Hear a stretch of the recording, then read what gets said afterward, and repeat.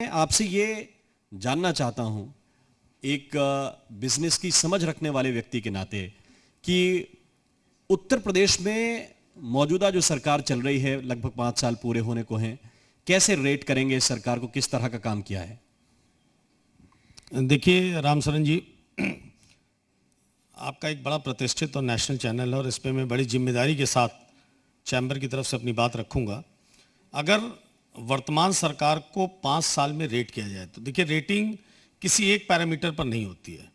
मेरे देखने का नज़रिया जो है, चूंकि मैं इंडस्ट्रियलिस्ट भी हूँ और चैम्बर को रिप्रेजेंट करता हूँ, तो अगर आप अलग अलग पैरामीटर्स पर आप सरकार को रेट करते हैं, चाहे वो एम्प्लॉयमेंट हो, चाहे वो इन्वेस्टमेंट हो, चाहे वो दूसरे सेक्टर्स हों जिसमें इन्वायरमेंट फ्रेंडली पॉलिसीज़ हों, तो बहुत सारे जब पैरामीटर्स पे आप रेट करते हैं, तो मैं अगर 10 की स्केल पे रखना चाहूँ तो मैं कम से कम 9 से 9.5 नंबर सरकार को देता हूँ मैं, ये अगर स्केल पे रखते हैं। तो अगर आप ओवरऑल परफॉर्मेंस देखेंगे 5 साल में, तो कोई भी ऐसा सेक्टर उत्तर प्रदेश सरकार ने ऐसा नहीं रहा जिसको सरकार ने बेहतरीन तरीके से उसमें प्रयास नहीं किया, और उसके परिणाम भी आए।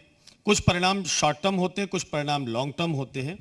और आपको याद हो 2018 में जब सरकार ने इन्वेस्टर समिट किया था 17 में बनने के बाद, जो कंफर्ट जोन दिया उत्तर प्रदेश के मुख्यमंत्री जी ने देश के इंडस्ट्रियलिस्ट को और बाहर की कंपनियों को, बहुराष्ट्रीय कंपनियों को, उसी का नतीजा, उस कंफर्ट जोन का ही नतीजा है कि लोगों का और इंडस्ट्रियलिस्ट का जो विश्वास है वो सरकार के प्रति बढ़ा। निवेश उत्तर प्रदेश में आया, उनका निवेश भी सुरक्षित रहा, वो स्वयं भी सुरक्षित रहे।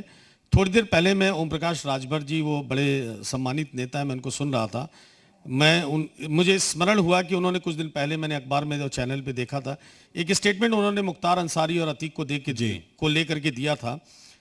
ऐसे स्टेटमेंट जो है ना, वो इंडस्ट्रियलिस्ट को डराते हैं। मैं खुद चैम्बर को रिप्रेजेंट करता हूं, तो मैं उस बात को, मुझे याद आ गया कि उन्होंने कहा था कि मैं मुख्तार की मदद करूंगा सरकार बनने के बाद। ऐसे एटमॉस्फेयर जब आप क्रिएट करते हैं ना, तो जो इन्वेस्टर होता है वो, क्योंकि ऐसे मैसेजेस अब चूंकि चैनल है, अखबार है, तो वर्ल्ड वाइड ये मैसेज जाता है।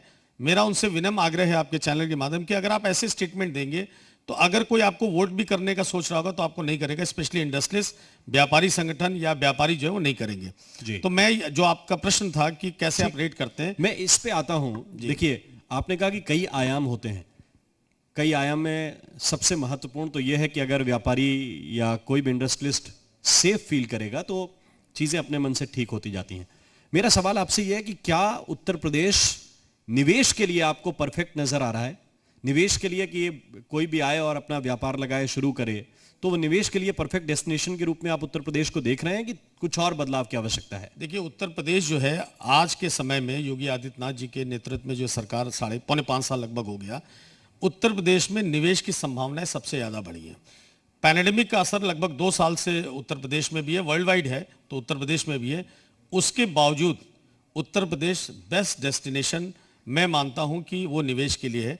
मैं 2-3 एग्जांपल आपको दूंगा, क्योंकि आपका चैनल जो है वर्ल्ड वाइड देखा जाता है। अब ये हाल में आपने देखा होगा, पेप्सिको ने जो है वो उत्तर प्रदेश में मथुरा में कोसी कला में 850 करोड़ का इन्वेस्टमेंट किया है और ऑपरेशन भी स्टार्ट हो गए। सैमसंग ने इन्वेस्टमेंट जो है वो नोएडा में किया है, जिसमें वो डिवाइसेस बना रहे हैं, मोबाइल फोन्स बना रहे हैं। वीवो ने इन्वेस्टमेंट किया है। तो आज मैं ये कह सकता हूं कि उत्तर प्रदेश बेस्ट डेस्टिनेशन है और सर्वांगीण रूप से उत्तर प्रदेश में विकास हो रहा है। ऐसा नहीं कि सिर्फ नोएडा और ग्रेटर नोएडा तक है। अगर आप देखेंगे तो 12 इलाहाबाद में एक जगह है जहां पर आदित्य बिरला ग्रुप ने अपनी सीमेंट की वो की है। मिर्जापुर में एक सीमेंट की फैक्ट्री लगी है, बाराबंकी में एक फैक्ट्री। तो ओवरऑल जो सर्वांगीण विकास है, चाहे वो डोमेस्टिक कंपनियां हो, चाहे बहुराष्ट्रीय कंपनियां हो, उत्तर प्रदेश में लगातार लोग निवेश के लिए आकर्षित हो रहे हैं। उसका रीजन है, गवर्नमेंट ने जितनी भी पॉलिसीज बनाई, लगभग 21 पॉलिसीज उत्तर प्रदेश सरकार ने बनाई है, और उसमें सारी पॉलिसीज जो है वो इन्वेस्टर फ्रेंडली है। और गवर्नमेंट ने ऐसे ऑफिसर्स अपॉइंट किए जो 1-to-1 इन्वेस्टर्स के साथ इंटरेक्ट करते हैं और वो उनको कंफर्ट जोन देते हैं। तो मुझे लगता है कि यूपी जो है वो बेस्ट डेस्टिनेशन है, चाहे वो डोमेस्टिक कंपनियां हो, चाहे वो इंटरनेशनल कंपनियां हो।